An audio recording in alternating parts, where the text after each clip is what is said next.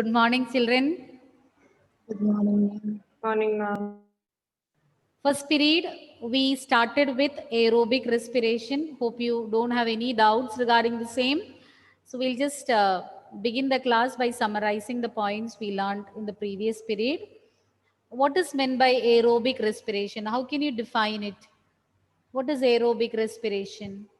Nandana, what is meant by aerobic respiration? What happens in aerobic respiration?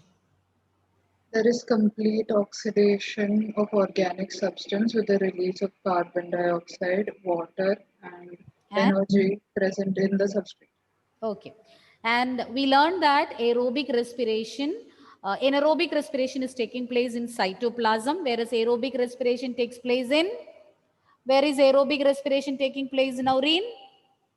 Anaerobic respiration, Mitochondria. mitochondria. Anaerobic will take place in the cytoplasm and aerobic respiration is taking place in mitochondria. What are the products formed as a result of glycolysis? Malavika, what are the products formed? When one molecule of glucose completes the glycolytic cycle, what are the products formed? Pyruvic acid. Pyruvic acid, 2 molecules of pyruvic acid. And how many molecules of ATP? How many molecules of ATP are produced as a result of glycolytic pathway? 2 molecules. Glycolytic pathway. We analyzed again. How many molecules are used up? How many are synthesized? 8. Yes, 8 ATP molecules are being produced. In aerobic respiration, I told you can subdivide it into 2 main events. Which are the 2 main events included in this? Vidur, 2 main events. The first One is TCA cycle, TCA cycle, second one electron transport chain. on transport chain. And we started with TCA cycle or tricarboxylic acid cycle. You can even call it as citric acid cycle. And one more name I told, that is Krebs cycle, because it was first elucidated by Hans Krebs. And pyruvic acid molecule, can it directly enter into Krebs cycle? It has to be converted to some other molecule. What is that, Punyam? Coenzyme A. Yes, coenzyme A. Do you remember the name of the process? By what process it is getting converted? Pyruvic acid molecules are getting converted into acetyl coenzyme A by which process? Oxidative decarboxylation. Oxidative decarboxylation, where the carbon dioxide molecules will be removed. And this acetyl coenzyme A, I told you, we get 1 molecule of acetyl coenzyme A for every pyruvic acid molecules undergoing oxidative decarboxylation. Now this acetyl coenzyme A will enter into the next phase, that is Krebs cycle. And as I told you, we call it as Krebs cycle because it was first elucidated by Hans Krebs.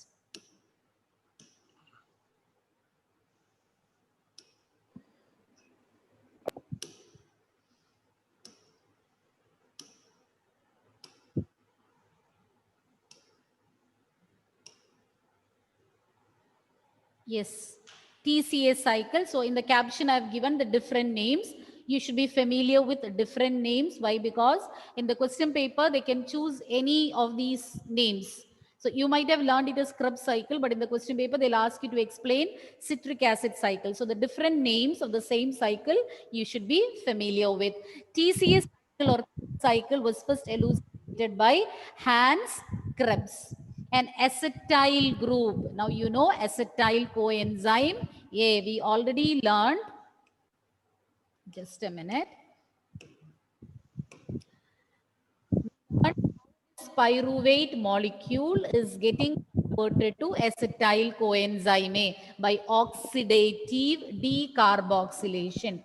By oxidative decarboxylation, we discussed it in the previous period.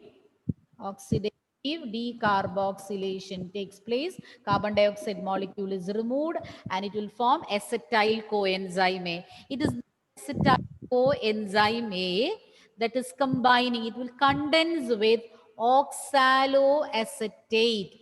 We can even call it as oxaloacetic acid, acetate or acetic acid. Oxaloacetic acid and water, with one molecule of water, they will form citric acid molecule. Here begins the cycle. So I'll repeat once again. I'll repeat it once again. The acetyl coenzyme A formed from pyruvate molecule, pyruvic acid molecule, will enter into Krebs cycle. To begin with, acetyl coenzyme A condenses with oxaloacetic acid in of water molecule and form citric acid. Citric acid is formed and citric acid got 6 carbon atoms. Acetyl coenzyme A, 2 carbon atoms. Oxaloacetate, 4 carbon atoms. So 4 plus 2, it will yield a 6 carbon molecule. Okay, the first step, is it clear? Acetyl coenzyme A will enter into the Krebs cycle. From where this acetyl coenzyme A is formed? From pyruvate. How did you get pyruvate? By which cycle? Malavika, which cycle produced, not cycle, which step, which pathway produced pyruvic acid molecule? Glycolysis. Glycolysis. So glucose molecule enters into glycolytic pathway and you got pyruvate. And this pyruvate undergoes oxidative decarboxylation and form acetyl coenzyme A. And coenzyme A are non-protein compounds. And what is the role of coenzyme A? They will assist. They cannot, even though there is enzyme in its name, we call it as coenzyme. But even though the term enzyme is there, they cannot catalyze the reaction. They cannot catalyze any reaction, but they will combine with enzyme and help the enzymes in catalyzing the reaction.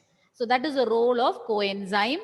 Acetyl coenzyme A is an example for coenzyme. NAD is also another coenzyme. So to begin with, in the Krebs cycle, acetyl coenzyme A will combine with oxaloacetate. Acetyl coenzyme A contain 2 carbon atoms, oxaloacetate 4 carbon atoms. Together they will form a 6 carbon compound. You call it as citric acid. And one molecule of water is also utilized in this process. Okay, children? And here, this step is catalyzed by the enzyme citrate synthase, because here citric acid is being produced and you call the enzyme as citrate synthase. So relate to the term. Citric acid is synthesized. So the enzyme catalyzing is citrate synthase. Citric acid synthesis. So catalyzed by citrate synthase. And when this reaction takes place, one molecule of coenzyme A is released. So this step, this particular step, that is acetyl coenzyme A combining with oxaloacetic and yielding citric acid. This is catalyzed by the enzyme citrate synthase. And when this happens, one coenzyme A molecule is also being released. So hope you are thorough with the first step. Any confusion? Any confusion in the first step? Acetyl group, this acetyl coenzyme A condenses. It will combine with oxaloacetic acid in presence of one water molecule and it will produce citric acid. And this step is catalyzed by the enzyme citrate synthase and one molecule of coenzyme A is being released. Now, moving on to the next step. Citric acid, same as citrate. ATE, that you can even call it as acid. Okay, citrate or citric acid, both are same. Citric acid now gets converted to isocitrate or isocitric acid. So what will happen to the citric acid? this one citric acid will get converted to isocitrate or isocitric acid. Only this is extra over here, same as citric acid, and one more term you add, a prefix is added, isocitric acid. Acid and isocitric acid both are having the same chemical composition, but their structure and configuration will be different. They are isomers. Citric acid and isocitric acid are isomers, having the same chemical composition but different chemical configuration. Okay, the arrangement is different, chemical composition is different, and configuration will be different.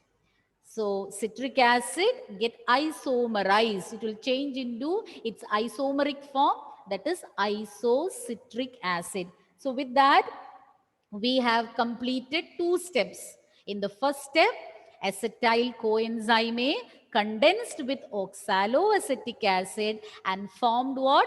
Citric acid. And what all points to be remembered in this particular stage? The enzyme catalyzing the first step, that is citrate synthase, because this enzyme is catalyzing citric acid synthesis. And one molecule of CoA, coenzyme A, is also released. Now the second step, citric acid is getting converted to its isomeric form, that is isocitric acid. Both are isomers. Chemical composition same, but different configuration or arrangement. Till here, is it clear, children? Now Yes, ma'am. moving on to the next step. And I told you in your textbook, they have what I have given on the board is a detailed figure, but some of the steps they have skipped in your textbook. So please learn what is given in the textbook. For more clarity, I have given this figure.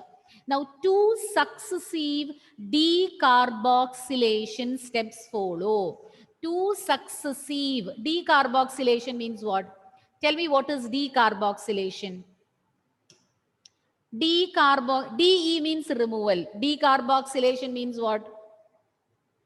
What is decarboxylation? Anybody? Removal of carbon dioxide. Yes, removal of carbon dioxide. Why many of yours videos are of children? Anthony, Rijas, Anna. Don't think that when the screen is being shared, I can't see you. Without any genuine problems, please do. Where are you, Michael? Michael is missing.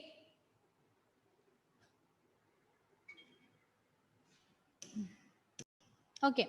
Two successive decarboxylation steps means in two steps, successive steps, it's coming together, means one after the other, and their decarboxylation takes place and results in the formation of ketoglutaric acid, alpha ketoglutaric acid, followed by the formation of succinyl coenzyme A. Children, it will be better if you can just see my screen.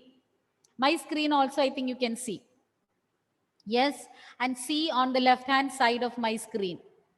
Okay, I just need to scroll like this to see who all have turned their videos off. You have a misunderstanding that when the slide is being shown, when the screen is being shared, teachers can't make out whether the students have turned the videos or not. But there is an option, just you can see me. My video, you just check. This is enough for me to find out you people. Anyways, coming back to the topic, two successive decarboxylation. Two successive decarboxylation means what?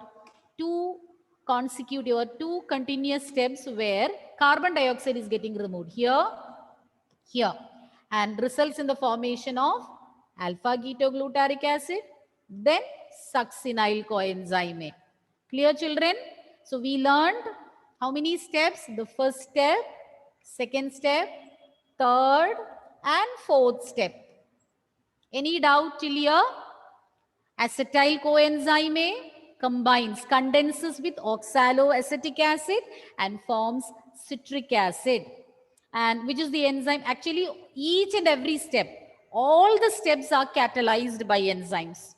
all the steps. But you need to learn only about a few enzymes. They have not mentioned the names of all the enzymes, but all these steps are catalyzed by different enzyme. But whatever is given in the textbook only, you need to learn.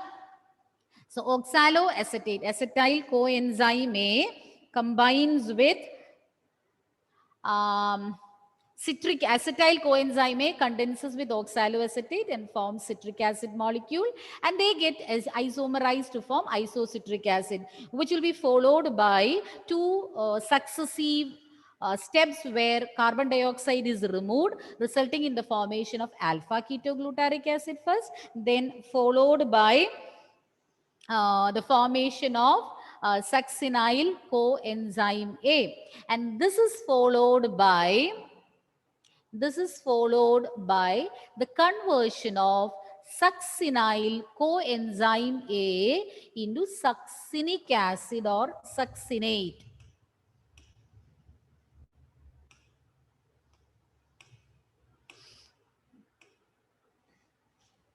Just a minute.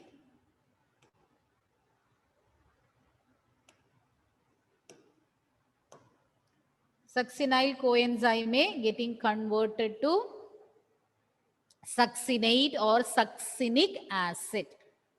And there you can find the synthesis of one ATP molecule. A single molecule of ATP is being synthesized from ADP. ADP is adenosine diphosphate. When that combines with an inorganic phosphate, diphosphate will become triphosphate and an ATP molecule is produced. So once again, I'll repeat. Citric acid is the first product formed, then isocitric acid, alpha ketoglutaric acid, succinyl coenzyme A, succinate. Only alpha ketoglutaric acid, there'll be some confusion, but still the remaining, it's easy to remember. Citric acid, isocitric acid. Succinyl coenzyme A, succinate. Fumarate, malate, oxaloacetate. Now moving on to the next step.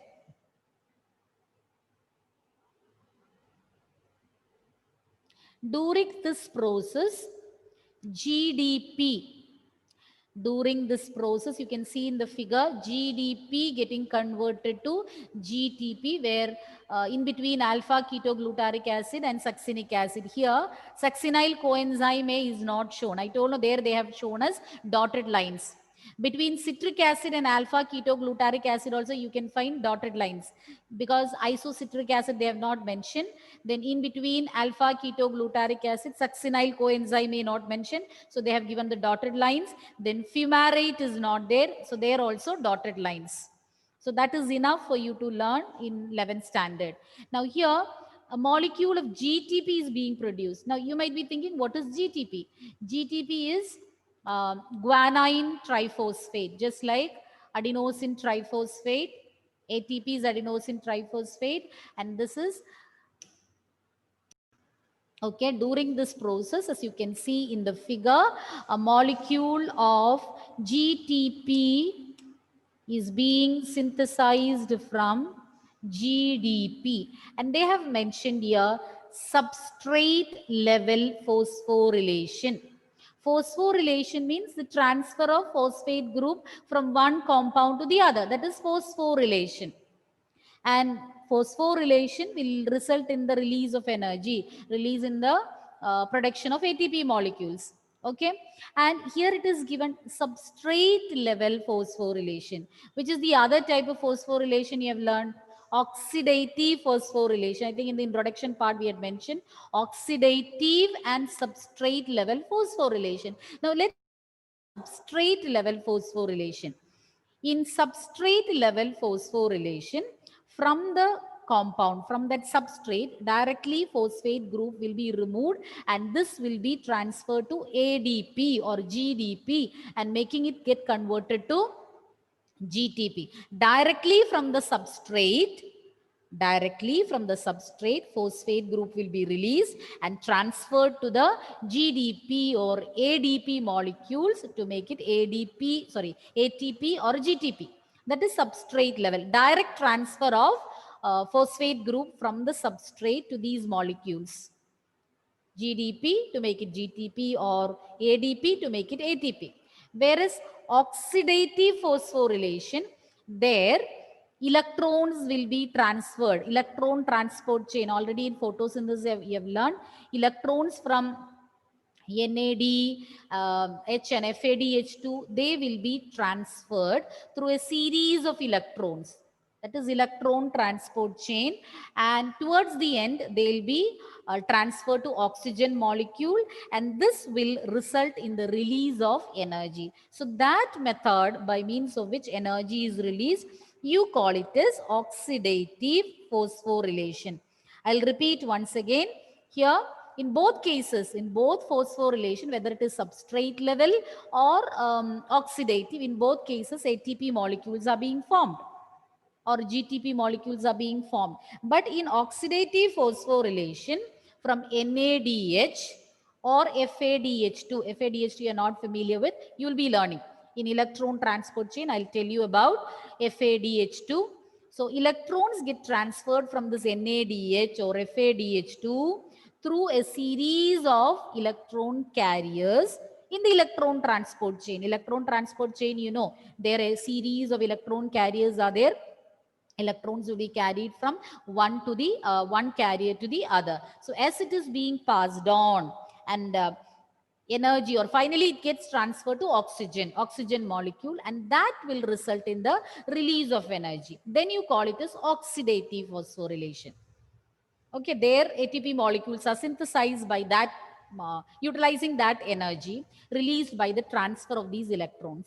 Whereas substrate level means directly from the substrate, ATP molecules means phosphate molecule is being transferred to ADP or GDP to synthesize GTP or ATP. That is known as substrate level phosphorylation. I don't think explanation is given in the textbook. Is that clear, or you want me to repeat it again? Ma'am, substrate level to be repeated. Directly from the substrate. From the substrate means on which enzyme or something acts on. So from the substrate, phosphate group will be released. That phosphate group will be transferred to GDP or ADP. Then it will get converted to ATP or GTP, resulting in the synthesis of energy molecules. That is substrate level. Easy, it takes place easily. Whereas in oxidative phosphorylation, the electrons from NADH and FADH2 get transferred through a series of electrons. You call it as electron transport chain. And finally, it gets transferred to oxygen molecule and energy will be released. ATP molecules will be synthesized. So that process is oxidative phosphorylation. Okay, Nandana? Yes, ma'am. Ma'am, so is GTP the same as ATP? Is it similar? Is it similar? That is also containing or storage of energy, but soon it will get converted to ATP molecule. The GTP will change to ATP molecules. We are going to learn about that. Okay. In a coupled reaction, GTP is converted into GDP. Simultaneously, and ATP molecules will get synthesized from ADP. So when this is happening, let me check whether in the previous diagram, I think it is not given over there.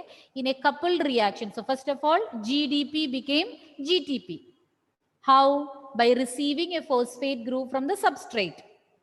Then this GTP will be converted back to GDP. So what will happen? Phosphate group will be released, or it will be accepted. I'll just show here. I think you have got confused.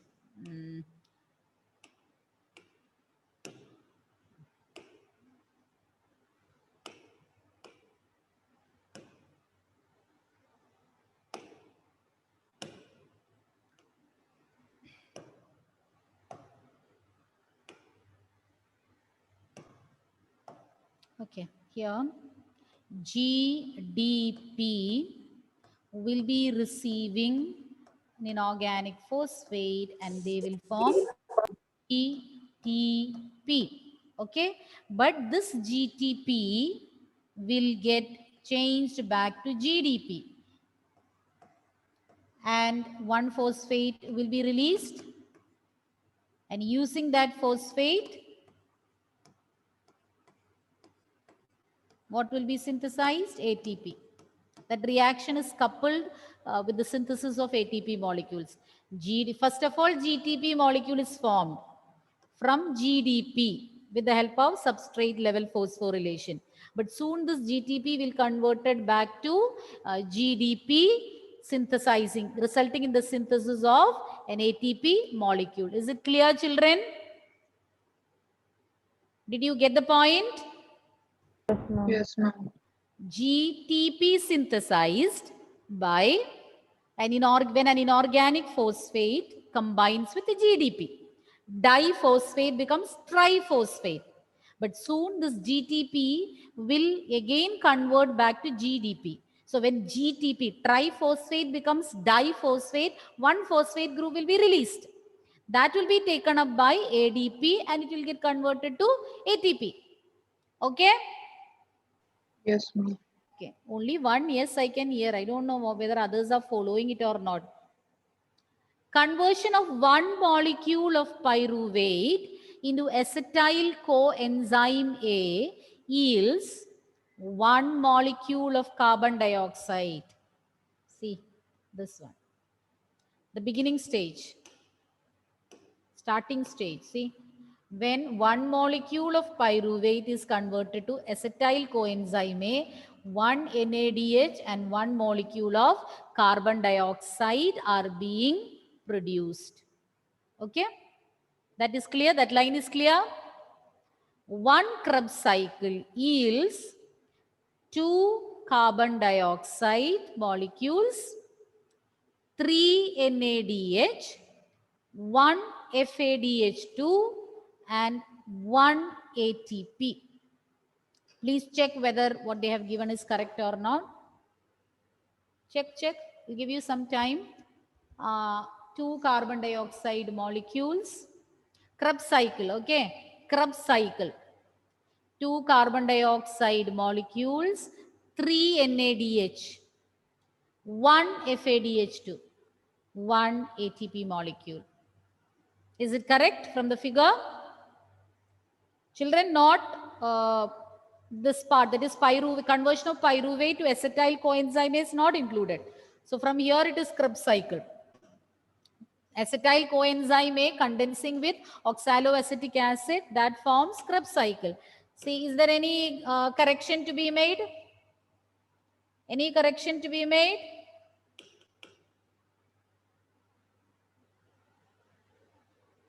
Are you there, children? Yes, ma'am. Okay. So I will circle it. Wait. First of all, we will see how many NADH are produced. 1, 2, 3. Correct? So how many NADH? 3. Now I told here, even though it is not mentioned, it is coupled with the synthesis of an ATP molecule. So ATP molecule formed 1.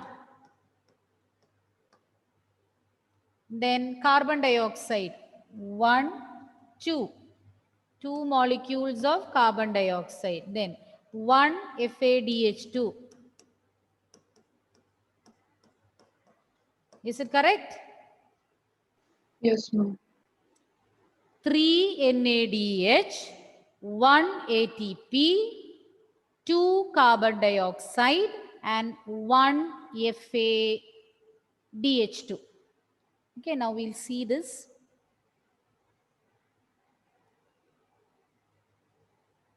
See, 2 carbon dioxide, 3 NADH, 1 FADH2, 1 ATP molecules. Is it clear? Any doubt you can ask me. Ma'am, could you explain the second last statement? Conversion of one molecule of pyruvate into acetyl coenzyme A yields one molecule of CO2 and NADH. They have told about the starting before entering the Krebs cycle. That is pyruvate, when it is forming acetyl coenzyme A, you can find, see arrow is towards NADH. So So one molecule of NADH, one molecule of carbon dioxide. Clear, Nandana? Yes, ma'am. So about that, they have mentioned in the second last line. When pyruvate, one molecule, you know, two pyruvate molecules are being formed. When one pyruvate molecule is getting converted to acetyl coenzyme A, one molecule of carbon dioxide and one molecule of NADH are produced. And in one Krebs cycle, two carbon dioxide molecules, three NADH, one FADH2 and one ATP molecules are synthesized. So we'll come back to this equation before that.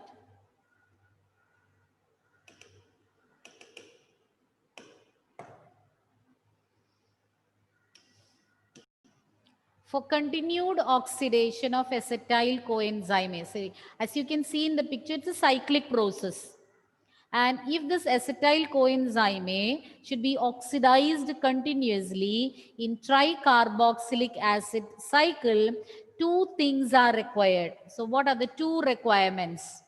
Continued replenishment of oxaloacetic acid, regeneration of NAD plus and FAD plus from NADH and FADH2 respectively. So you know that if acetyl coenzyme A should be continuously oxidized, it has to condense. It has to combine with oxaloacetic acid. So oxaloacetic acid should be continuously formed. It should be replenished. There should not be any shortage, then oxidation of acetyl coenzyme A will be stopped. Then here you know two molecules like NADH and FADH2 both are being synthesized. And how are they synthesized? NADH is formed from NAD plus and FADH2 is synthesized from FAD. So NAD plus and FAD plus also should be regenerated. Only if these two molecules are there, only if these are there, we will get NADH and FADH2. And it is from these molecules that energy can be released. It is when these two molecules, electrons from these two molecules pass through a series of electron carriers, energy will be released. So if acetyl coenzyme A should be continuously oxidized for releasing energy, oxaloacetic acid should be continuously replenished, and NAD plus and FAD plus also should be renewed, regenerated. Only then the process can continue without a break.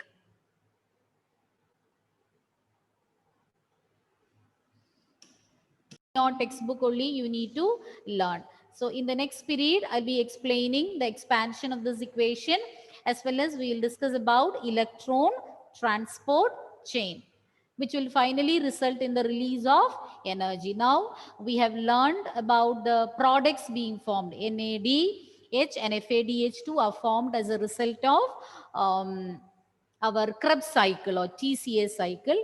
Now these electrons from these two molecules will be passed through a series of electron carriers, resulting in the release of energy. So that will be continuing in our next period. Okay. Any doubts? Next period you can ask. And we'll begin with the recapitulation of what we covered today in the next period. What we covered now. Clear? So thank you, children.